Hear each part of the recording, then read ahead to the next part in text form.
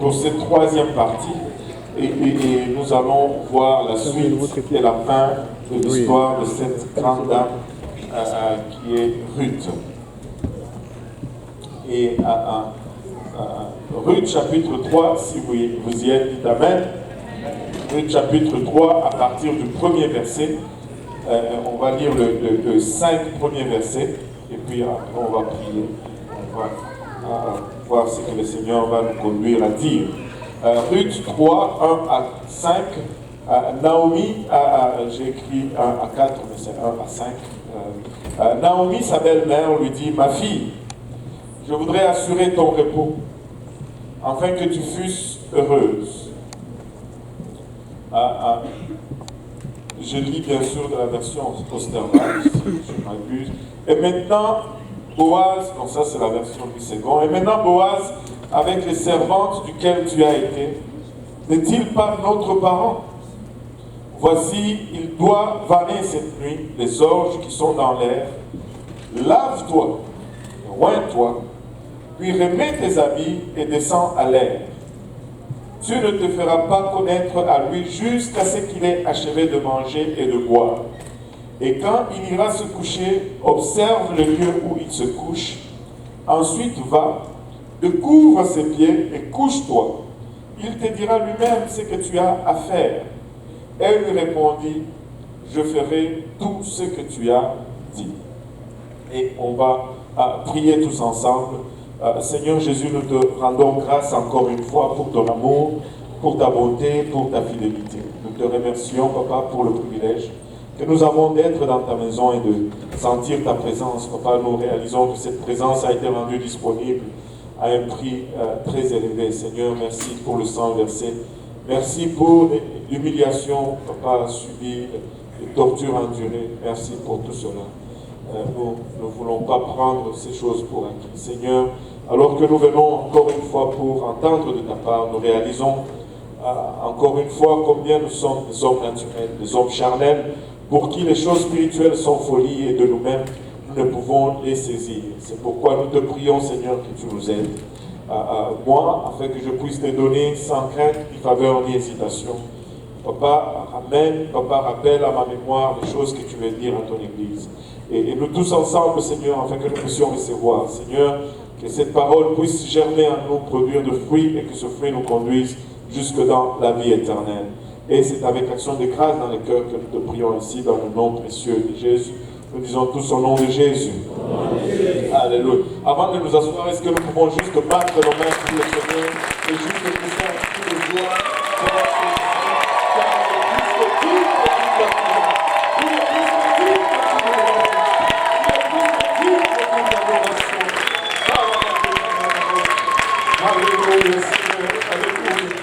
Gloire au nom de Jésus. Gloire au nom de Jésus. Et vous pouvez vous asseoir. Nous avons commencé à regarder l'histoire de Ruth, cette jeune fille moabite qui était née dans le territoire de Moab. Et finalement, elle a épousé des jeunes israélites qui s'étaient relocalisés dans son pays. Et après le mariage, elle a vu le décès de son mari. Et Naomi, qui était rendue à Moab pour chercher du pain, a perdu son mari et ses deux garçons. Et finalement, elle a décidé de retourner dans le territoire d'Israël, parce que Dieu avait béni éventuellement son peuple. Et là, ils retournent tous à Bethléem. Et là, ils doivent maintenant recommencer une vie un peu difficile. Parce que vous voyez, avant de partir, ils avaient presque tout vendu. Et là, ils n'avaient plus rien. Et là, pour survivre, Ruth devait aller glaner. Et elle s'est retrouvée à aller glaner dans le champ d'un parent qui s'appelait Boaz. Et ce parent a remarqué Ruth, et par son travail, par son éthique de travail, et par la réputation qui a précédé Ruth. Et sûrement, moi je suis sûr que Ruth était une très belle femme. Amen. Elle était une très belle femme. J'ai deux raisons de croire qu'elle était une très belle femme. Oui. D'abord, elle craignait l'Éternel.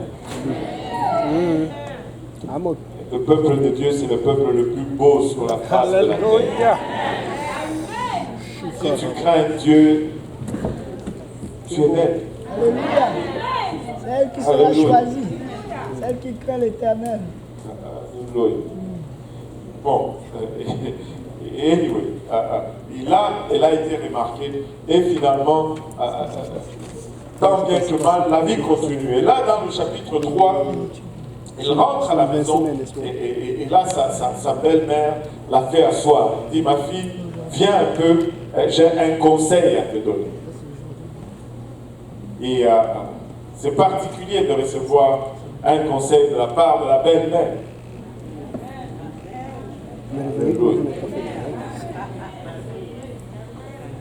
Mais ceci était particulier parce que ce n'est pas vraiment le standard, ce n'est pas une relation comme on l'a dans le monde entre belle-mère et belle-fille. Dans le monde entre belle-mère et belle-fille, c'est la guerre, mais pas dans l'église. Dans l'église, nos belles-mères sont belles. Elles sont remplies du Saint-Esprit, elles sont belles, et nos belles-filles sont également belles, remplies du Saint-Esprit. Dans l'église. Amen. Alléluia. Et là, Naomi va voir sa belle-mère, lui dit, ma fille, je voudrais assurer ton repos. Au fait, je me soucie de ton futur. Et c'était vraiment une réaction normale de la part de Naomi. Content de voir la sœur Viviane. On a prié pour toi, sœur Viviane. Alléluia. Gloire au nom de Jésus. Alléluia. Et Naomi dit, je veux assurer à ton futur. Et elle se soucie du bien-être de sa belle-fille. Et c'est vrai que, vous savez, si tu veux que quelqu'un se soucie de toi, commence par te soucier de la personne. Amen. Ruth s'est souciée de Naomi. Ruth a tout laissé tomber. Elle a suivi Naomi contre le plaisir de Naomi. Vous savez, ce que tu vas s'aimer, tu vas le récolter. Et nous avons toujours cette tendance à vouloir recevoir. Mais si tu veux vraiment recevoir, commence par donner. Tu vas recevoir. Si tu veux que tu sois apprécié, commence par apprécier. Tu seras apprécié. Si tu veux être respecté, commence par respecter. Tu seras respecté. Nous allons toujours récolter ce que nous semons. Tu ne peux pas semer des haricots puis récolter du riz. Ça ne marche pas. Très souvent, les autres sont les reflets de qui nous sommes. Alléluia. Ça, c'était juste en passant. Et là, on voit que Naomi reflète maintenant la bonté pour Ruth. Elle dit, je veux que ton avenir soit assuré. Je veux que tu aies une vie heureuse. Maintenant, laisse-moi te donner quelques conseils. Et laissez-moi dire un peu à cette jeune génération qui monte aujourd'hui. Vous savez, nous sommes peut-être vieux. Mais je peux vous dire une chose avec assurance. Nous connaissons plus que vous. Vous connaissez peut-être plus sur l'ordinateur. Mais vous pouvez nous faire confiance dans les relations.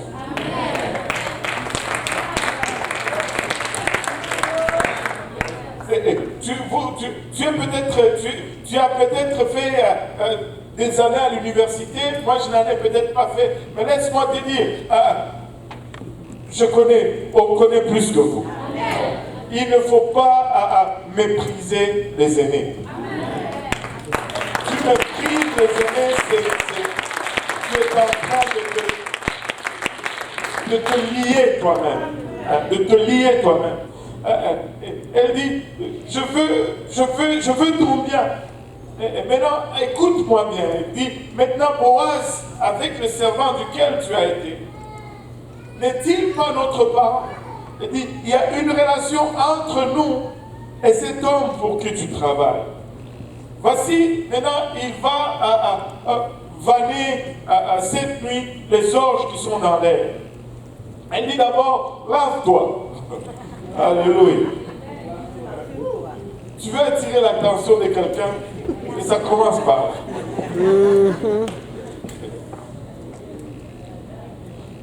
moi je dirais lave-toi, j'ajouterais même coiffe-toi, peins-toi, parfume-toi, oins-toi. Il a dit oins-toi, mets du vaseline noix de coco, c'est coco butter, ça sent bon.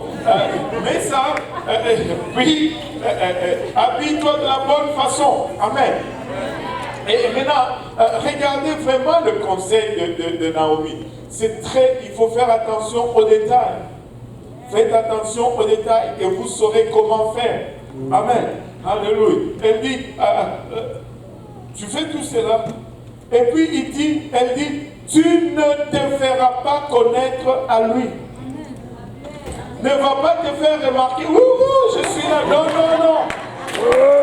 Lave-toi, parfume-toi.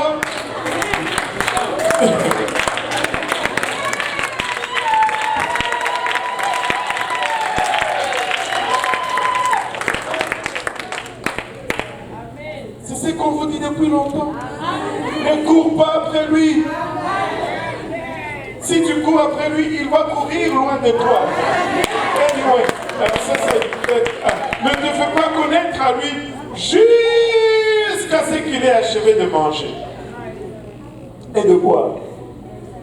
Je suis tenté de dire quelque chose, mais je ne sais pas si ça va nous aider. Ça ne peut pas nous aider.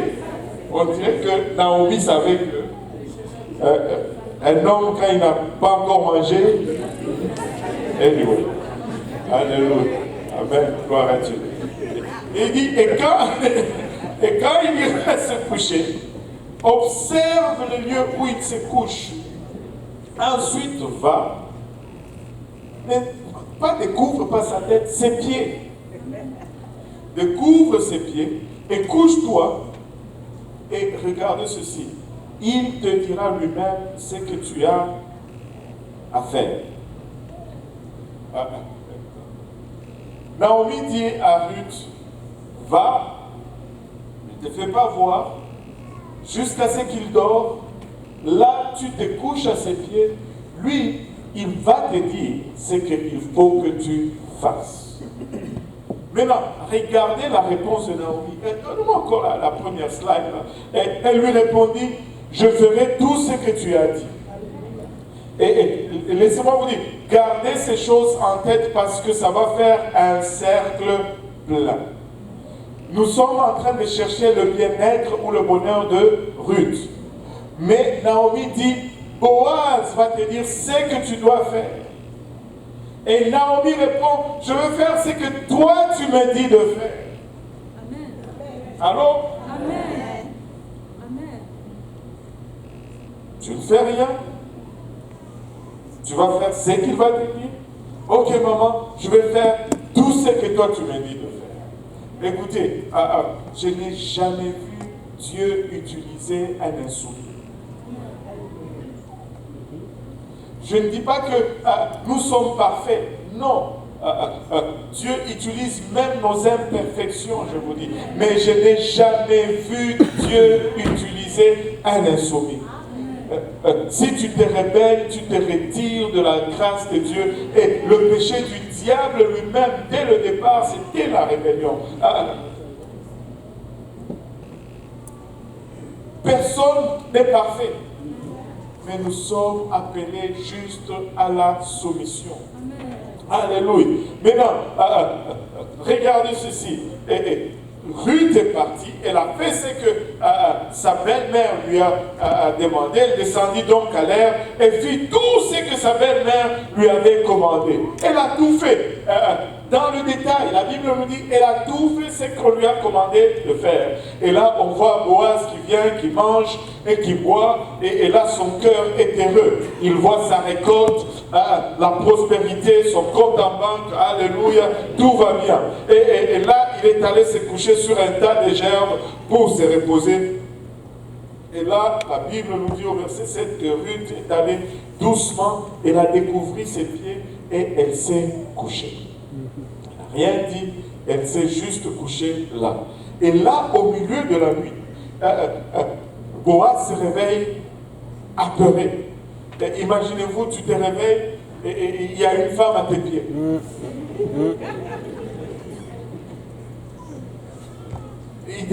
mais c'est qui ça? Qui est là? Mais ce n'est pas un bon sentiment que de se réveiller avec une femme dans ton lit. Je me rappelle l'histoire, vous avez raconté l'histoire d'un homme apparemment qui a été traduit en justice pour infidélité. Et là, l'excuse qu'il avait à donner au juge et à sa femme, c'est que lui, quand il est allé dormir, il était seul, mais il s'est retrouvé, il y avait cette femme dans son lit. Il dit qu'il était aussi surpris de la trouver là que sa femme qui l'a trouvée là. Mais cette excuse n'a pas fonctionné. Il y a eu divorce. Mais là, ce n'est pas de ça qu'on parle. Boaz se réveille et il voit une femme à ses pieds. Alors il dit, mais qui es-tu? Elle répondit, je suis Ruth, ta servante. Et là, elle dit à ceci, étends le pan de ta robe sur ta servante, car tu as droit de rachat. En d'autres termes, tu es parent, exerce donc tes droits sur moi. Et il dit, ma fille, que l'Éternel te bénisse. Cette dernière bonté que tu me témoignes est plus grande que la première, c'est-à-dire celui d'avoir pris soin de Naomi et d'avoir été plein de grâce pour son parent et ses enfants. Il dit de n'être point allé après les jeunes gens pauvres ou riches. Et là, la leçon ici, c'est quoi? Boaz est en train de dire plutôt à Ruth que je te félicite parce que tu n'as pas plutôt regardé à l'apparence. Et ça, c'est une chose qui induit beaucoup de nos jeunes sœurs en erreur. C'est l'apparence. Et je le dis et je veux le redire toujours.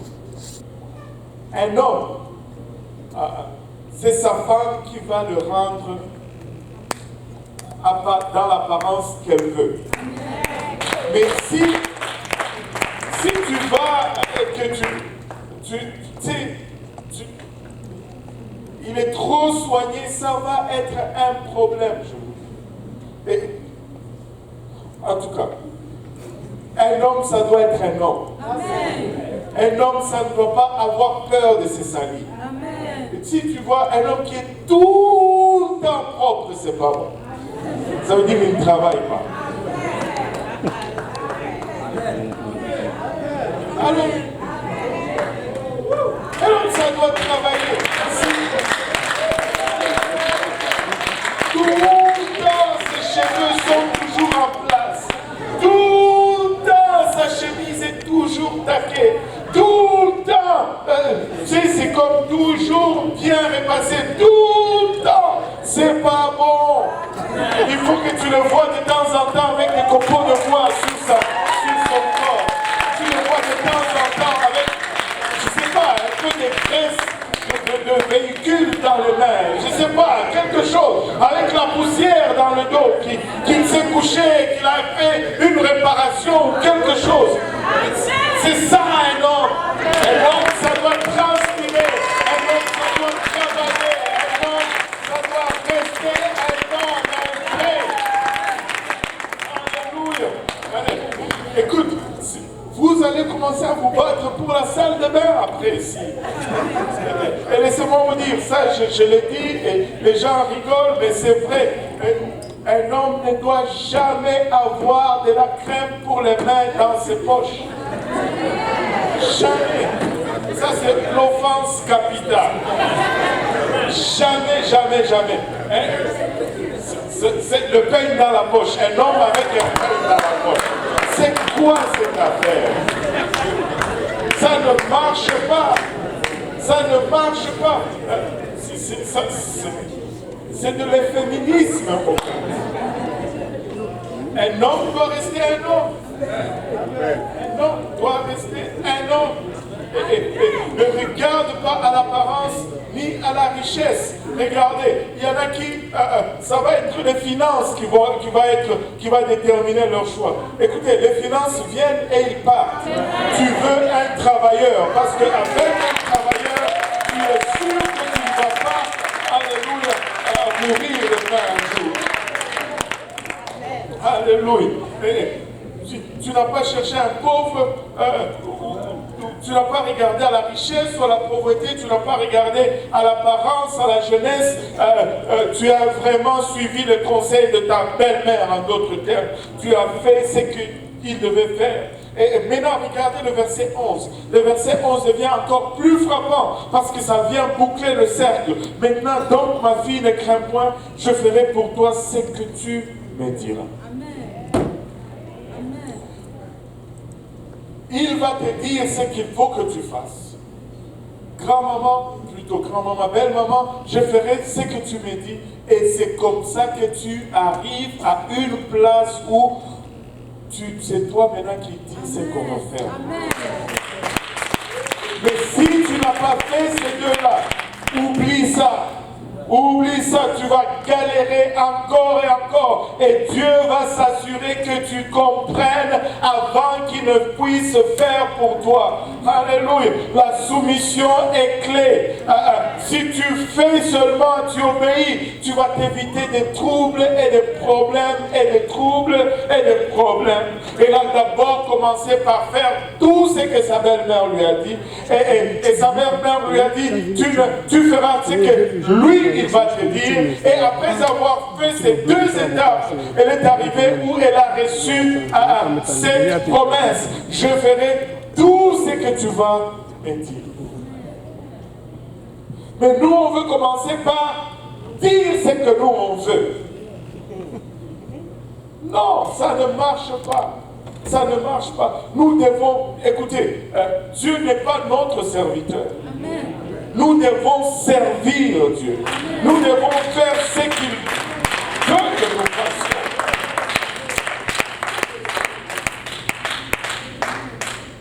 Alléluia. Et là, et maintenant, il dit, il est vrai, et très vrai, que j'ai droit de rachat. Mais, il avait un mais. Mais il y a un autre qui est plus proche de moi. Mais il y a un autre qui est plus proche de moi.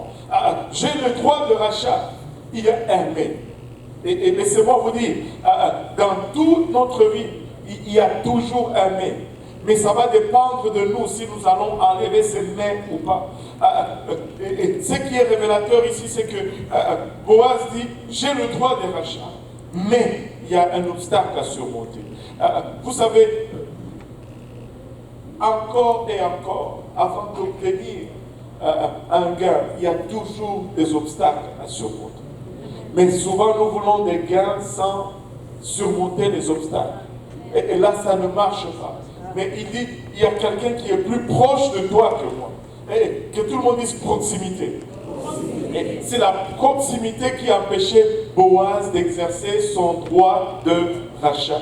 Et ce n'est pas surprenant qu'on puisse lire dans Jacques 4, verset 7. Soumettez-vous donc à Dieu, résistez au diable et il s'enfuira de vous. Approchez-vous de Dieu et il s'approchera de vous. Plus on est proche de Dieu et plus on est loin du monde, plus il peut exercer le rachat dans nos vies. Écoutez, tout ce que nous faisons doit être pour nous rapprocher de Dieu. Tout ce que nous faisons doit être pour nous éloigner du monde et nous rapprocher de Dieu. Et plus nous sommes proches de Dieu que nous sommes du monde, plus il a le droit d'exercer le rachat dans nos vies. Dieu ne va jamais s'imposer dans ta vie. Alléluia. Mais ta proximité va parler, alléluia, de l'influence qu'il va avoir dans ta vie. Nous passons tout le temps à nous éloigner de Dieu. Et nous passons tout le temps à nous rapprocher du monde. Mais si nous commencions à faire le contraire, nous allons voir de plus en plus la main de Dieu agir dans tout aspect et tout secteur de nos vies. Et tout aspect de nos vies que nous rapprochons à Dieu, il intervient là-dedans. Mais laisse-moi te poser une question. Est-ce que c'est dans tes finances, c'est plus proche de Dieu ou plus proche du monde? Qui est plus proche de tes finances? Qui est plus proche de ta famille? Qu'est-ce qui est le plus proche de tes amusements, de tes préoccupations? Où est-ce que tu passes vraiment ta vie? À quelle proximité tu passes ta vie? Écoutez, rapprochons-nous de Dieu et il va se rapprocher de nous. Nous pouvons affecter cette proximité. Nous pouvons nous rapprocher de lui. Alléluia. Et là, Boaz lui dit, passe ici cette nuit. Boaz était un gentleman. Il ne voulait pas voir Ruth circuler la nuit. Il dit, passe ici cette nuit. Amen. Alléluia. Et au matin, si cet homme veut user du droit de rachat envers toi, à la bonne heure, qu'il en use.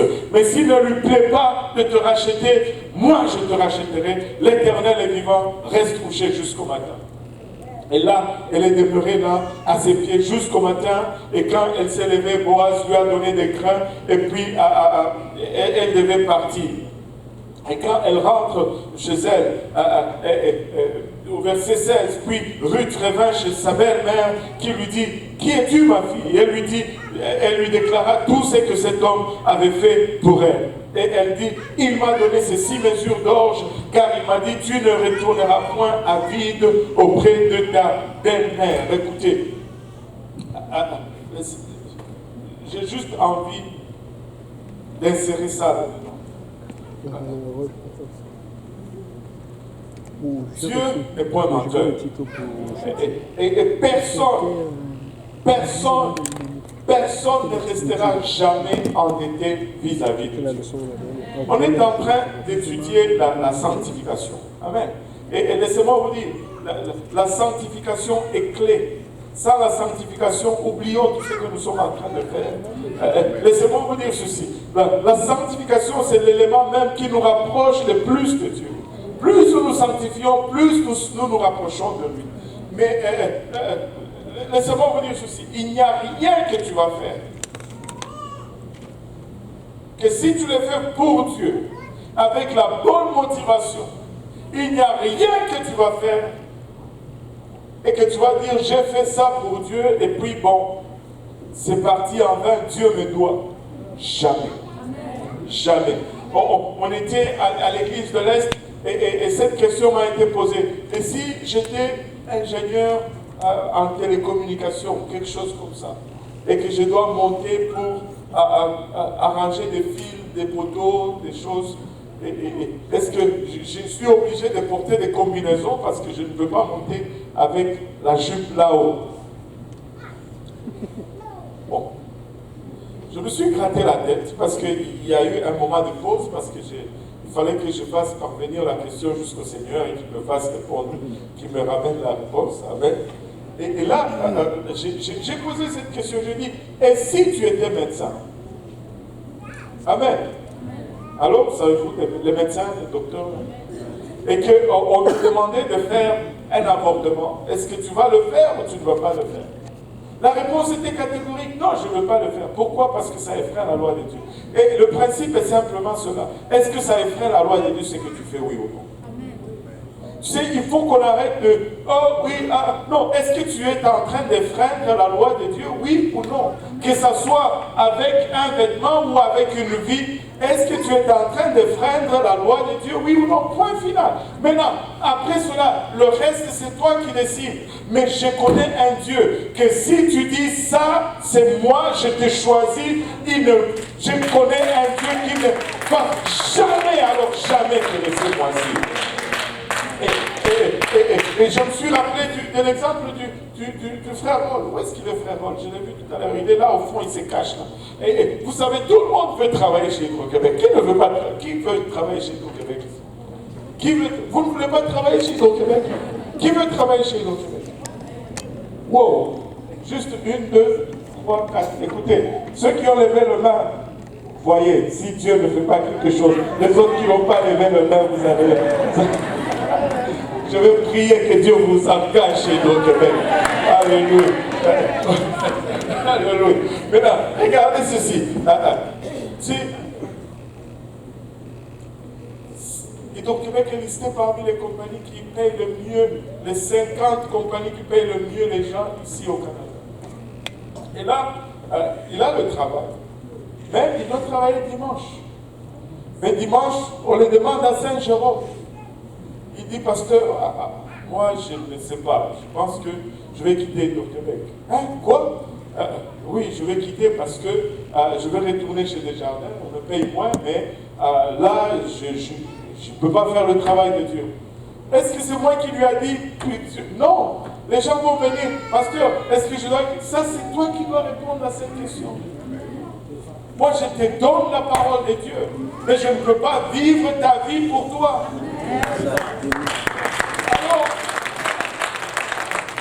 alléluia. Il dit, ouais, je ne sais pas, Dieu va pouvoir. Et il dit, ok, il va au travail, il va voir ses boss, il dit, ben, je viens démissionner. Il dit, mais pourquoi? Il dit, mais parce que là, ça ne marche pas les dimanches. Moi, je ne peux pas. Mais pourquoi tu ne peux pas les dimanches? Parce que je suis pasteur d'une église, etc. Et dans ce monde où on pense que dire que tu es pasteur d'une église va te condamner, on n'a rien compris. Amen. On n'a rien compris. Il dit, c'est parce que ça... On lui dit, non, ne démissionne pas tout de suite. Va d'abord nous chercher une lettre qui confirme vraiment ce que tu dis. Et il est venu, on a fait la lettre. Il est allé, bang, il a donné la lettre. On lui a dit, bang, ok, tu ne travailles pas le dimanche.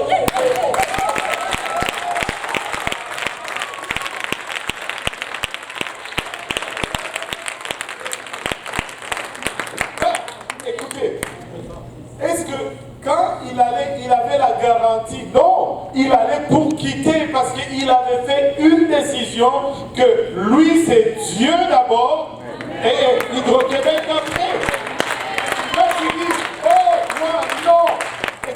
Tu dois faire ta décision. Tu dois arriver à une place où tu es tellement proche de Dieu que Dieu soit la chose qui compte avant toute chose. Et je te dis, alléluia, il va avoir sa main dans tout le reste de ta vie.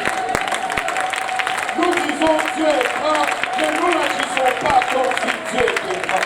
Nous confessons que Dieu est tout-puissant, mais nous tremblons dans nos pantalons face juste à un simple employé. Écoutez, non. Mais tu dois arriver toi-même à ce point-là. Tu dois arriver toi-même à cette place-là. Et je peux vous donner des exemples. Tu m'es dit ingénieur. Et on a une ingénieure ici, la sœur Aurélie, là. Elle est là. Elle est ingénieure, elle travaille en Chine. On l'a harcelée, on l'a dit. Elle dit non, je suis correct. Et vous savez quoi? Dieu lui a même donné une révélation que je n'avais pas. Tu sais, on se bat, les pantalons, les jupes, les femmes, les hommes et tout. Regardez. Elle a dit à son boss, as-tu déjà vu une sœur religieuse en pantalon? Une sœur catholique en pantalon? Même les catholiques ont compris cela.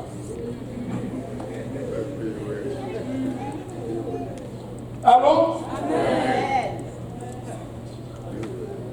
Allô? Amen. Elle travaille encore. Promotion après promotion. Et ça, c'est pas dans mes notes, vous pouvez vérifier. Ça vient tout simplement comme ça. Si c'est croche, il faut blâmer le Seigneur. Vous savez, nous devons juste arriver à une place où nous faisons confiance à Dieu. Fais honnêtement confiance à Dieu. Ne le fais pas par pression parce que le pasteur a dit oh, non. Si tu ne le fais pas par pression, je te dis, tu vas aller chez Hydro-Québec, tu dis je vais démissionner, on va dire ok, démission, voilà. Et là, tu ne sais plus quoi faire. Tu reviens ici au pasteur, tu m'as dit de démissionner. Moi, je t'ai dit de démissionner. Oh, je ne t'ai jamais dit de démissionner. Moi, je t'ai dit de faire confiance en Dieu.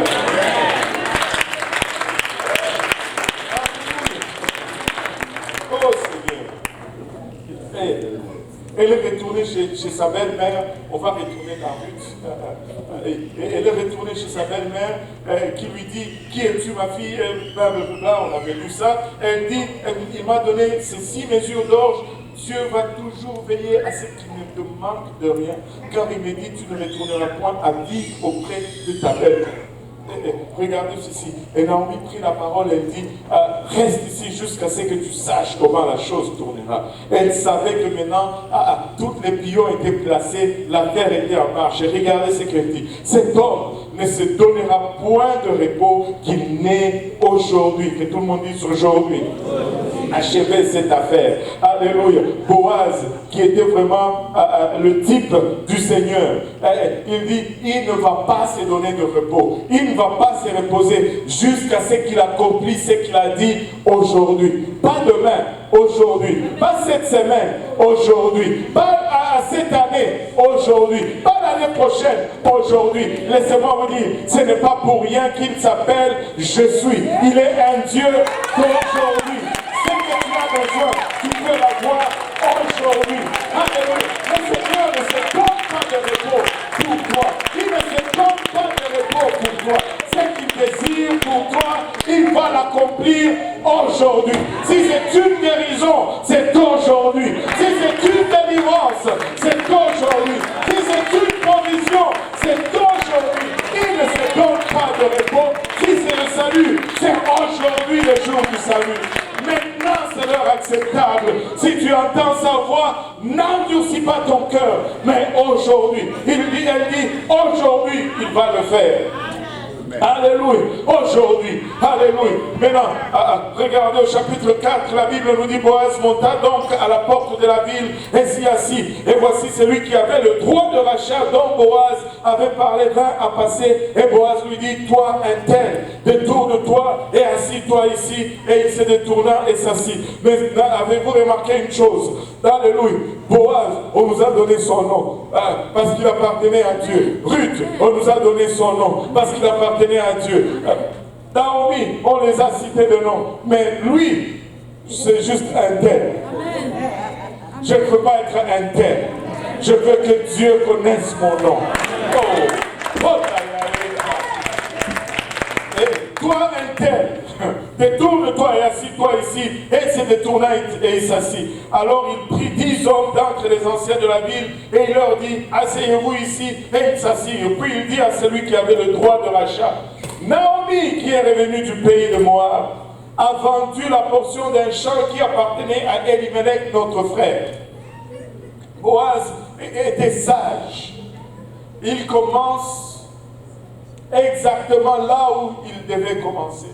Et très souvent, nous avons un tel objectif. Et nous voulons justement aller directement là. Mais Dieu va souvent nous commencer ailleurs pour nous amener là-bas. Et nous allons nous débattre, nous n'allons pas comprendre, Seigneur, mais moi je vais dire oui, mais commence par là. Il dit, elle a vendu les terres qui appartenaient à Elimelech, notre frère. Et j'ai dit, je vais t'en informer et te dire, acquiert-la en présence des habitants et des anciens de mon peuple. Si tu veux la racheter, rachète-la. Et si tu ne veux pas la racheter, déclare-le-moi et que je le sache. Car il n'y en a point d'autre avant toi qui ait le droit de rachat, et je l'ai après toi. Il répondit, je rachèterai.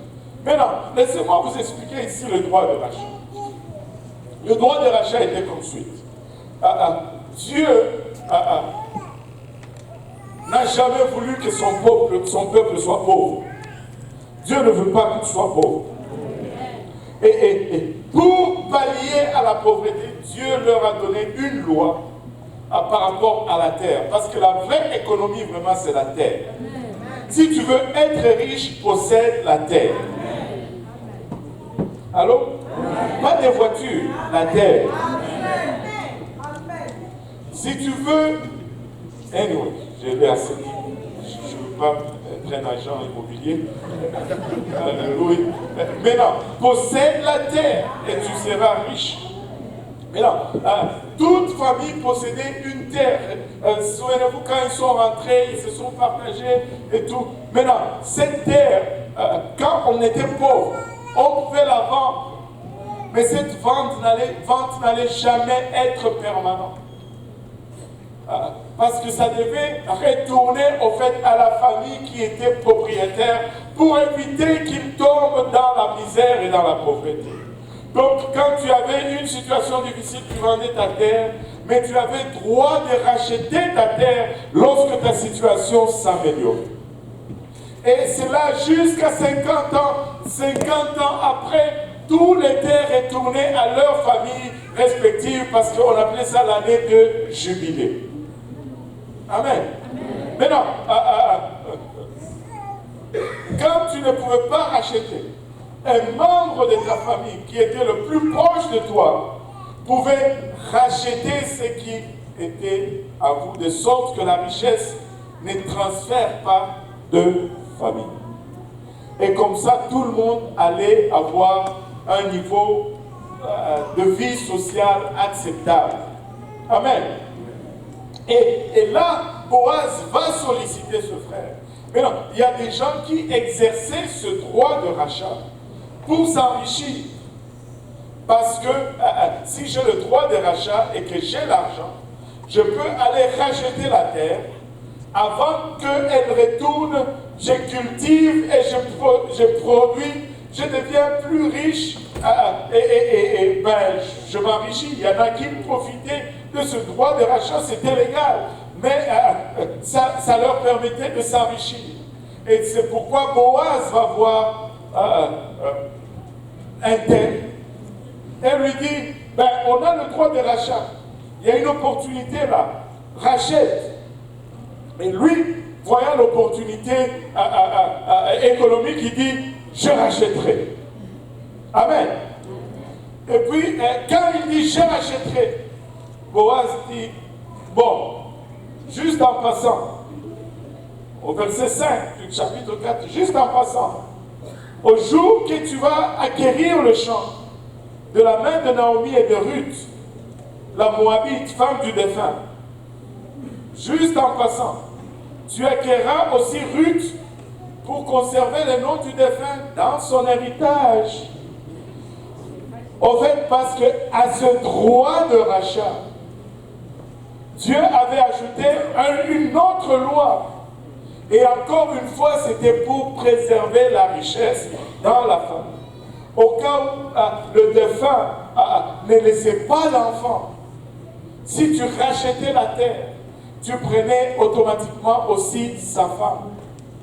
Si tu prenais sa femme, tu étais obligé de lui procurer une descendance.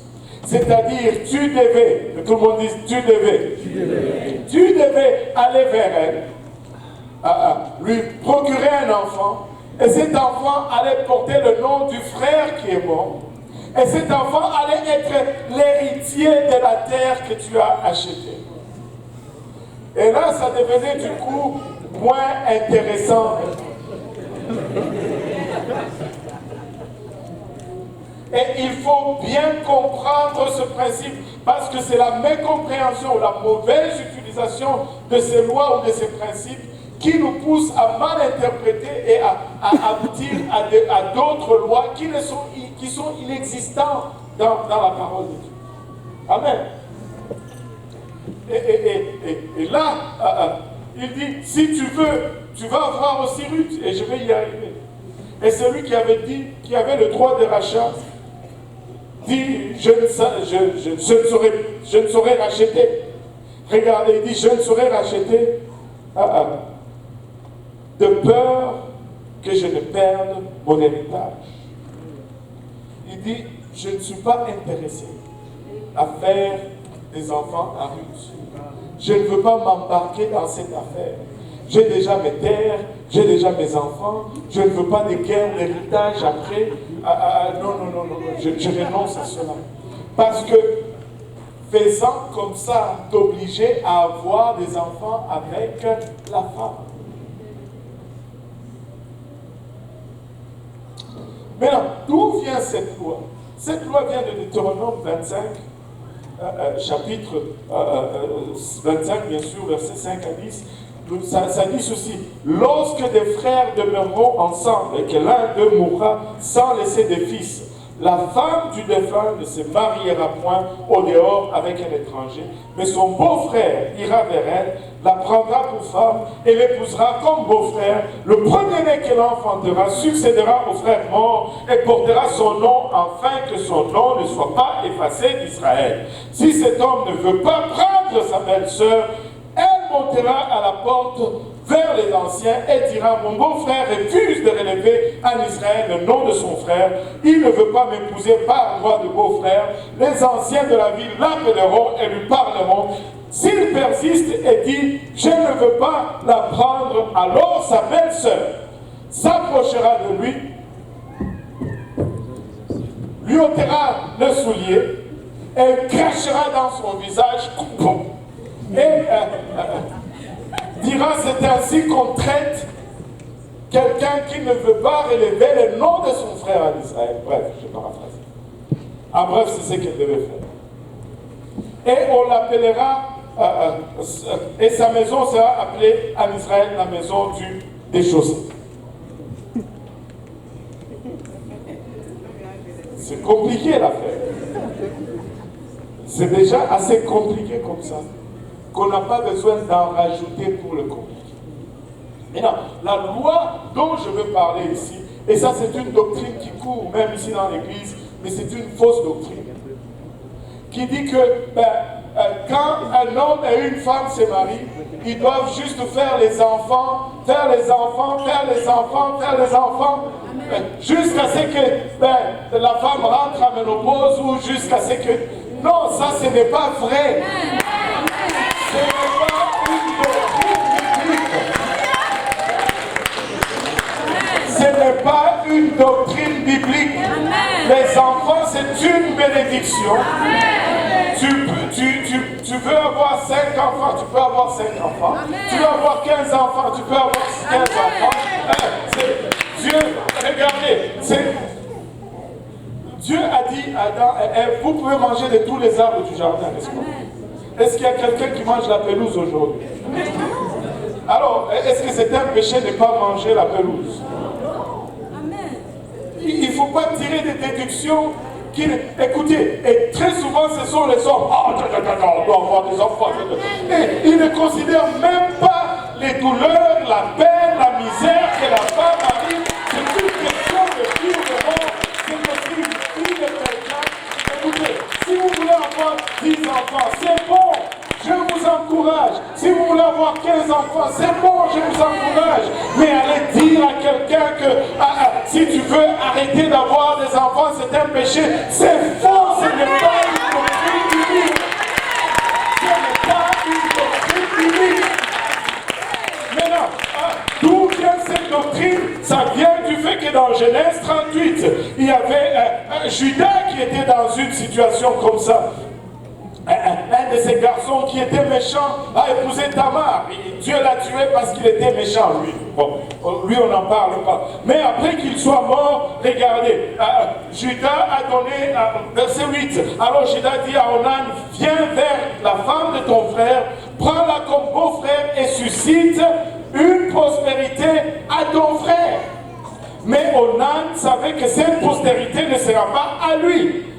C'était comme celui qui n'avait pas de nom. Il dit: il n'y a pas d'intérêt économique là-dessus. Mais le problème, c'est qu'il ne s'est pas retiré de l'affaire pour devenir déchaussé. Il est allé quand même vers sa belle-sœur. Et au lieu de respecter l'engagement, il a commencé à se souiller à terre. Quand il allait vers sa belle-sœur, il se souillait à terre pour ne pas avoir d'enfant. C'est ça que Dieu ne voulait pas. Il ne voulait pas Onan use d'une loi pour s'enrichir, alors qu'il ne veut pas susciter la postérité. Dieu ne l'a pas frappé parce qu'il n'a pas voulu susciter une postérité.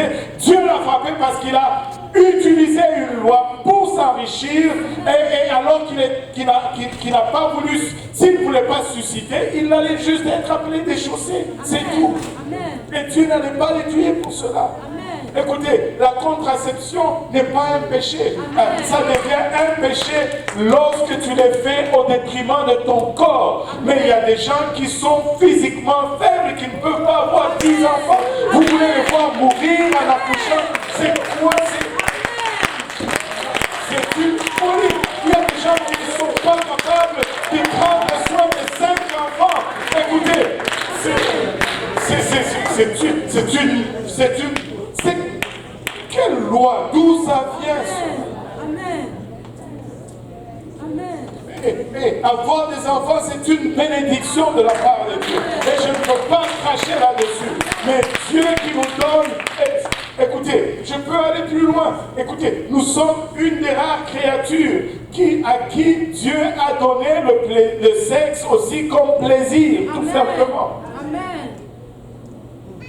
Là, vous vous taisez tous sur moi parce que je viens de dire le mot sexe. C'est Dieu qui a créé le sexe. Ce n'est pas moi. Alléluia. Je sais que c'est tabou, mais c'est Dieu qui l'a créé. C'est nous qui l'avons perverti. Mais c'est une bonne chose que Dieu a donnée pour consommer dans le mariage. Et ce n'est pas seulement pour la reproduction, c'est aussi pour l'union et le plaisir de ceux qui sont mariés. Est-ce que cela veut dire que si une femme est stérile, ne peut plus avoir le plaisir sexuel? Non. Non. Laissez ces fausses doctrines dehors. Mais laissez-moi vous dire, si vous voulez avoir 10 enfants, ayez 10 enfants. Je suis content, je vais vous appuyer. Je vais vous aider à acheter des couches. Mais je ne peux pas les garder, ces 10 enfants. Si vous voulez avoir autant d'enfants que vous voulez, ayez-les. Mais que ce ne soit pas sous pression, sous un faux commandement utilisant Dieu pour mettre une femme en esclavage. Non!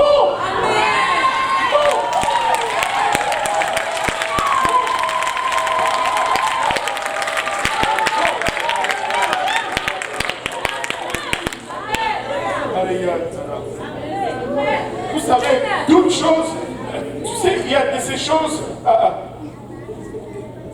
la chose n'est pas mauvaise en elle-même, mais la motivation en arrière va être un problème. Regardez, si moi je veux m'entraîner, faire un entraînement de boxe, c'est pas bon, c'est pas mauvais, ça me met en santé. Mais si je vais faire un entraînement de boxe pour taper le frère Chis, ça devient mauvais.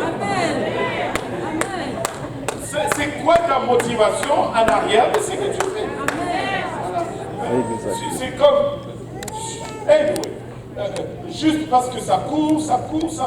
Moi, je n'aime pas les contentions, mais écoutez, la parole de Dieu reste la parole de Dieu. Et nous devons la prêcher comme elle est. Écoutez, il ne faut pas créer des lois inexistantes et pas des conséquences qui ne... Non, ce n'est pas ça. Mais non, sur la question de la contraception, ça c'est pour un autre jour. Amen. Il y a des contraceptions qui ne sont pas bonnes parce que ça détruit ton corps. Mais il y a eu d'autres façons qui sont meilleures à faire parce que ça préserve le corps de la femme. Ingurgiter des produits chimiques qui débalancent ton corps, c'est pas l'idéal. C'est pas l'idéal. On n'est pas pour ça non plus. Mais ça, c'est une autre leçon pour un autre jour. Mais du temps de Ruth, il n'y avait pas ces choses-là. Donc, on va continuer avec Ruth et Boaz. Alors, quand Boaz dit à cet homme, il y a aussi Ruth, et tu dois devoir susciter une descendance à Ruth. Il dit, moi, je ne peux pas rentrer cette affaire-là. Parce que je ne peux pas susciter une descendance. Mais si je rentre là-dedans et que je ne le fais pas, je me rappelle de mon âme que Dieu a tué. Je ne peux pas rentrer là-dedans. Je reste dehors. Et là,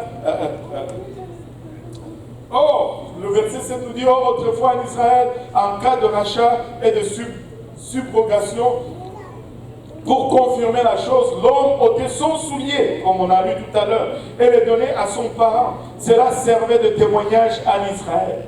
Celui qui avait le droit de rachat dit donc à Boaz, acquiert-le pour toi, et il ôta son soulier. Il ôta son soulier, il le donna à Boaz, et Boaz avait ainsi le droit. Et Boaz dit aux anciens et à tout le peuple, vous êtes aujourd'hui témoins que j'ai acquis de la main de Naomi tout ce qui appartenait à Elimelech, et tout ce qui était à Kiljon et à Malchon.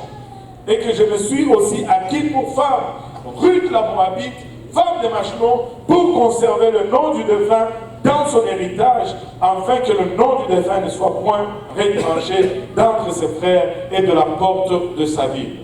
Vous en êtes témoins aujourd'hui.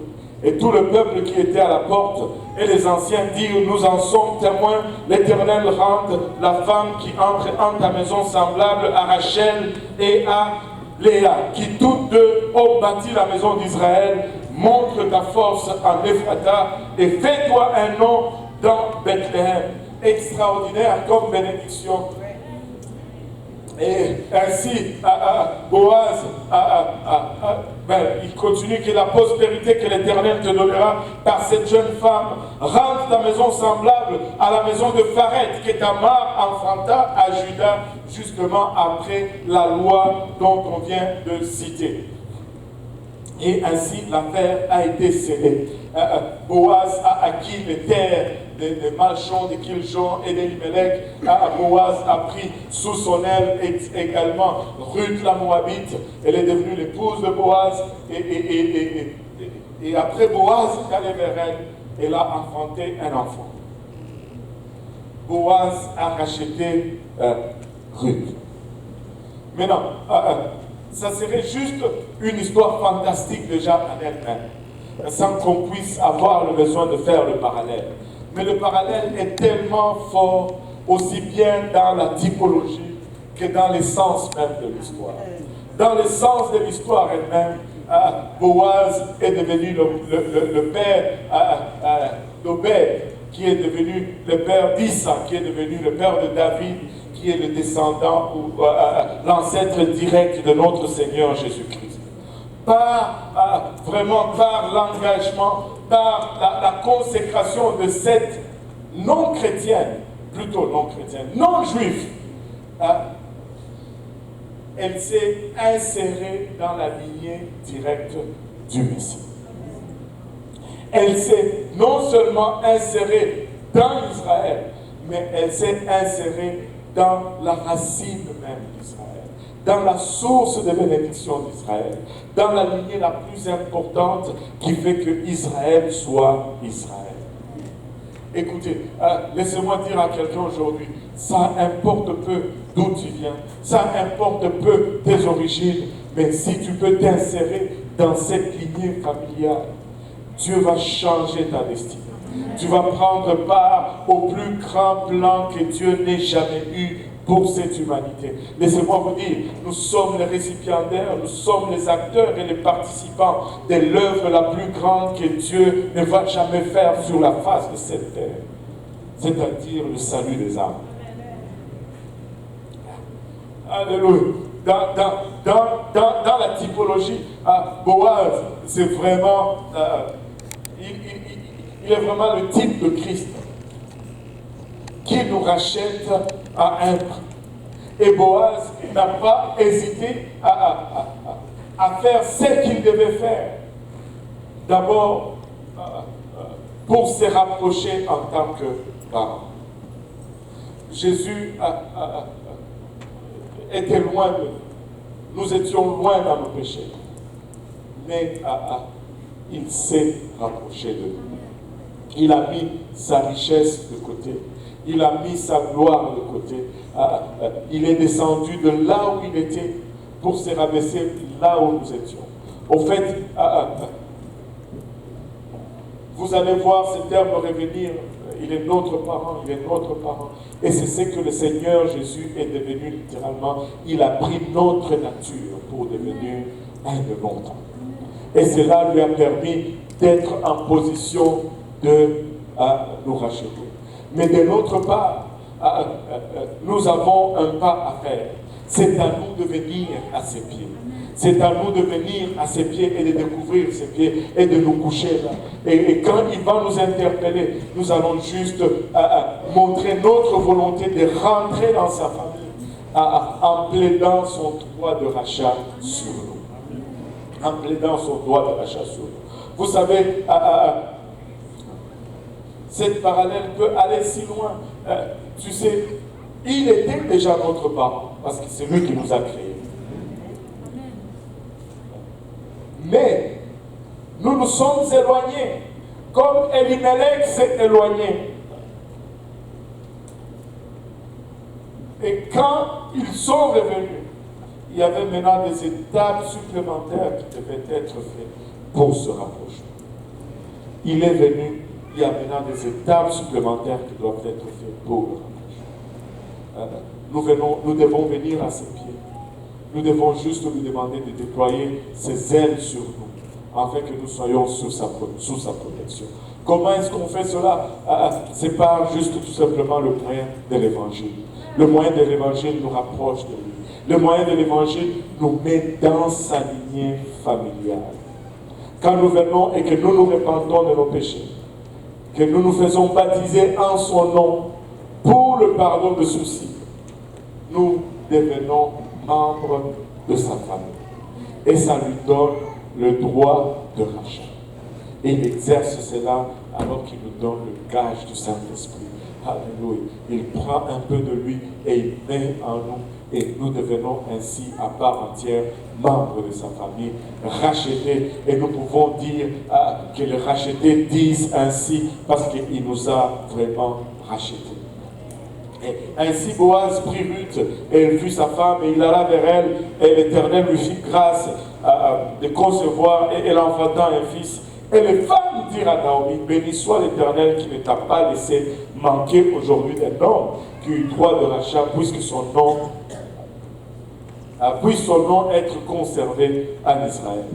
Qu'il console ton âme et qu'il soit le soutien de ta vieillesse, car ta belle fille qui t'aime a enfanté, elle te vaut mieux que 7 fils.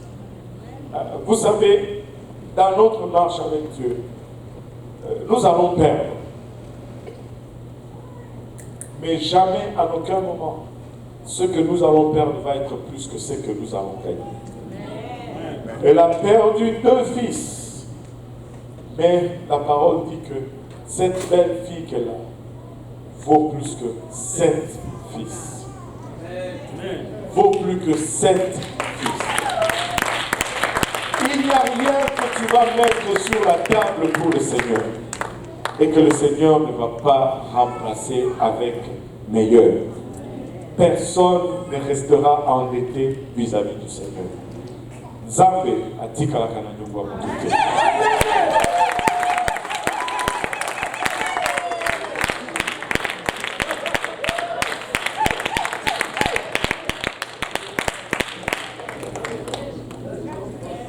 Nzambe atika la kanani kwa mtuke. Ça veut dire tout simplement ceci. Dieu ne reste jamais endetté vis-à-vis.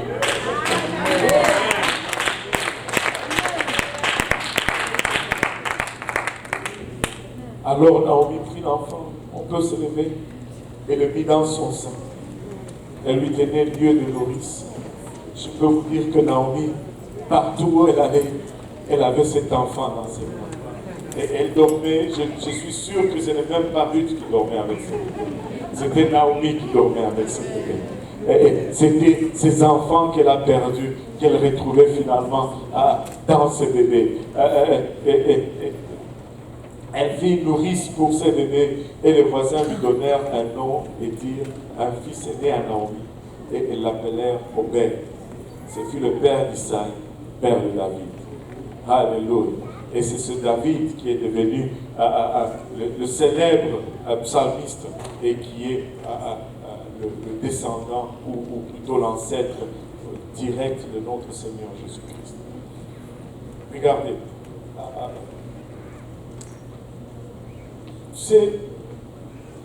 Nous faisons face à une génération tellement confuse. Honnêtement, je concède, c'est difficile de vivre pour Dieu du temps de nos jours aujourd'hui.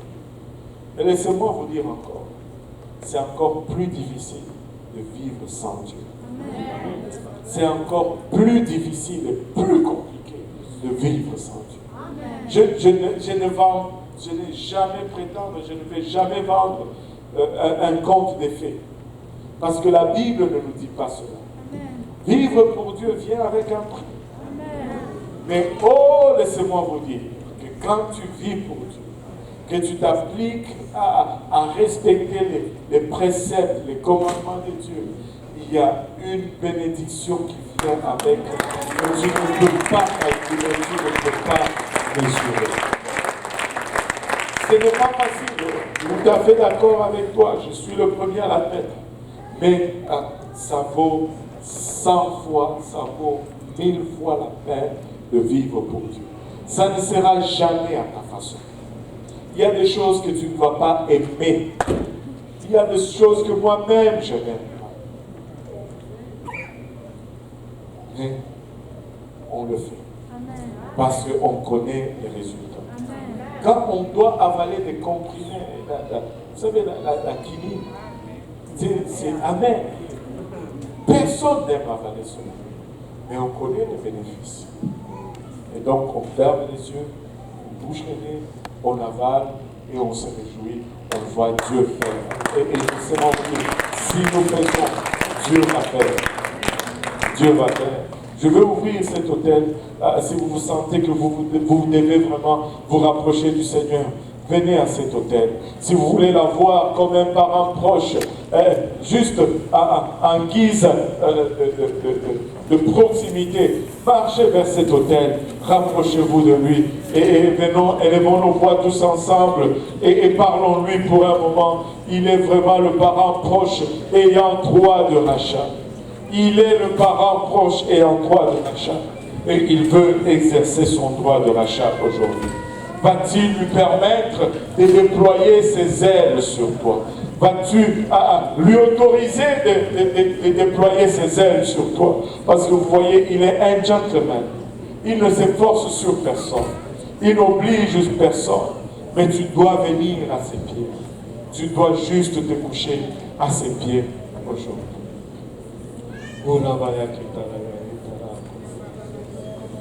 Alléluia Seigneur, alléluia Jésus. Si nous pouvons élever nos voix vers le Seigneur.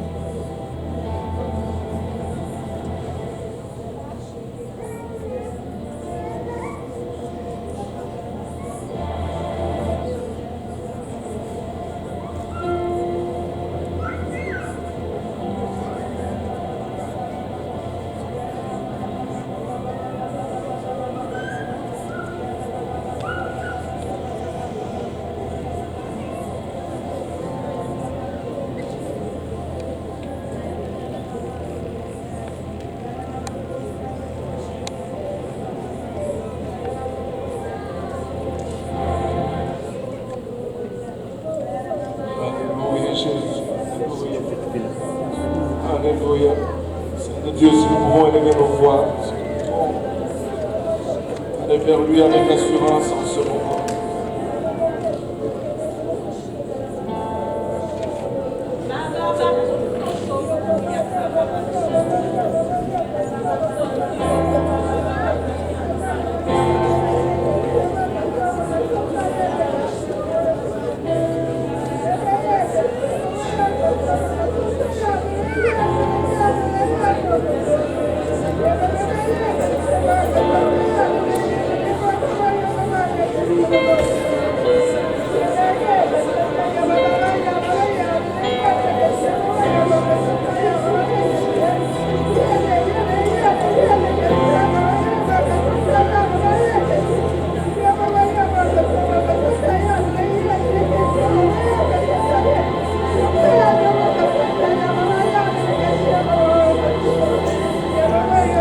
Alléluia Jésus, alléluia Seigneur. S'il y en a qui veulent être un parent proche aujourd'hui, nous avons l'eau, nous avons des vêtements de l'échange. Ça ne prend que votre obéissance. Alléluia. Vous pouvez revêtir de son nom de famille aujourd'hui. Vous pouvez être un parent proche aujourd'hui. Alléluia Seigneur, alléluia Jésus, alléluia Papa.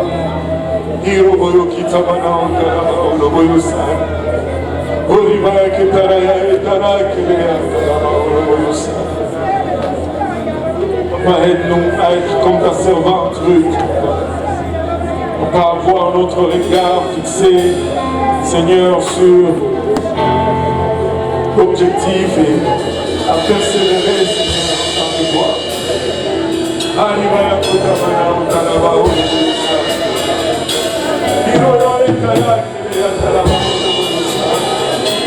Gloire au nom de Jésus. Gloire au nom de Jésus. Gloire au nom de Jésus. Gloire à ton Saint-Nom, Seigneur.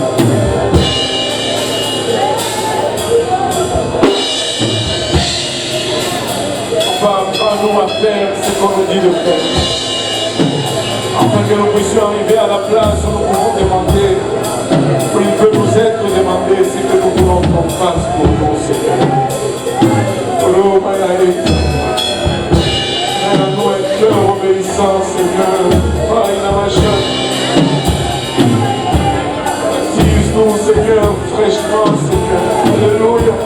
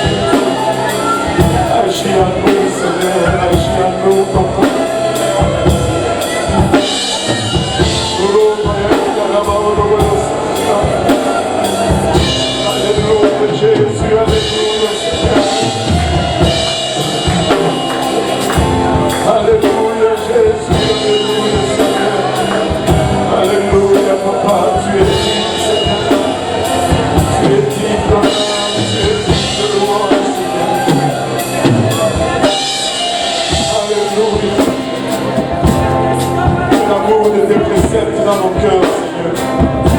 Nous voulons te servir par amour. Nous voulons te suivre par amour, Papa. Nous voulons nous consacrer par amour, Seigneur.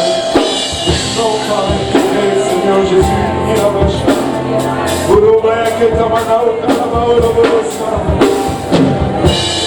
Nous voulons faire pour toi, Seigneur.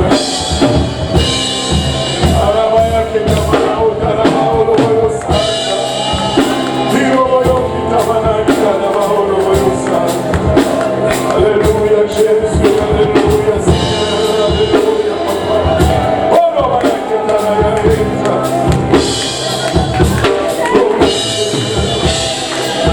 Oh, oui, Seigneur, oh oui, Seigneur.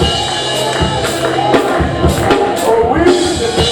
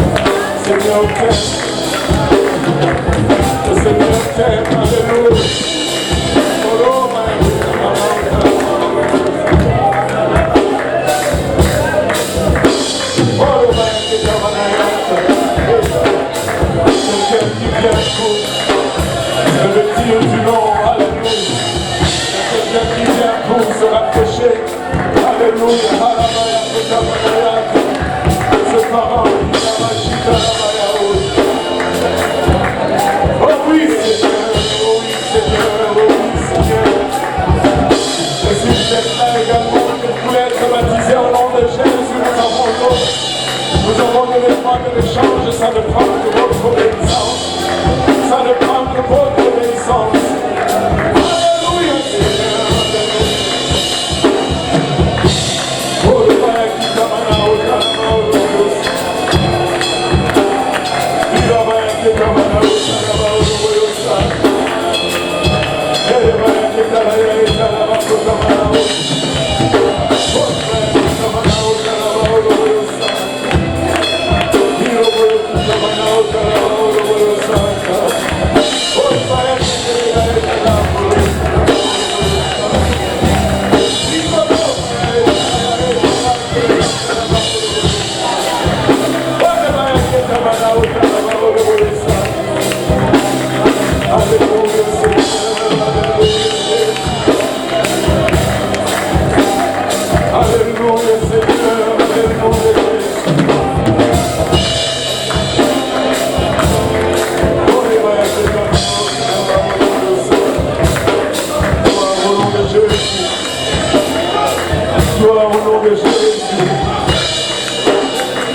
Gloire au nom de Jésus.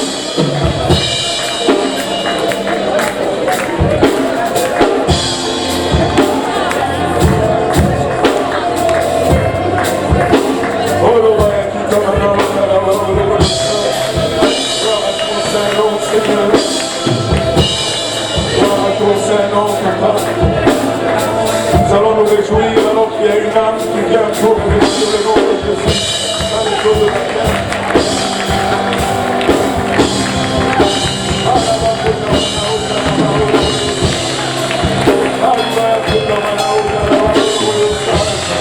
Alléluia Jésus, alléluia Seigneur, alléluia Jésus.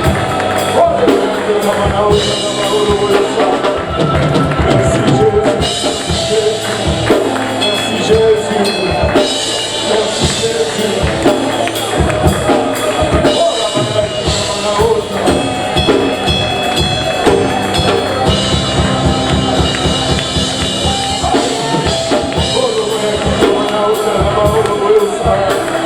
Alléluia Seigneur, alléluia Jésus. Alléluia.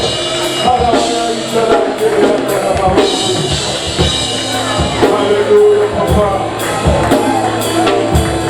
Et plus que digne de tout honneur, et plus que digne de toute louange, et plus que digne de toute adoration. Alléluia. Béni soit le nom de Jésus. Béni soit le nom de Jésus.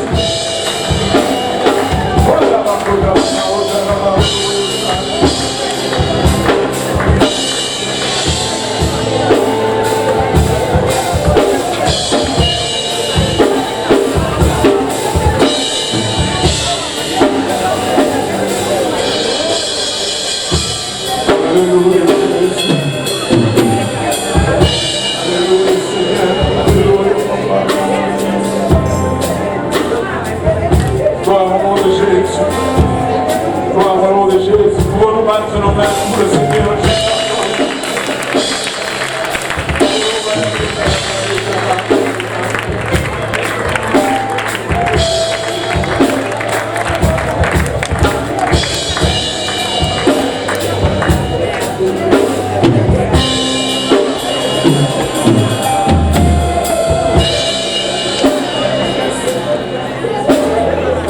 Alléluia Seigneur, alléluia Papa. Alléluia.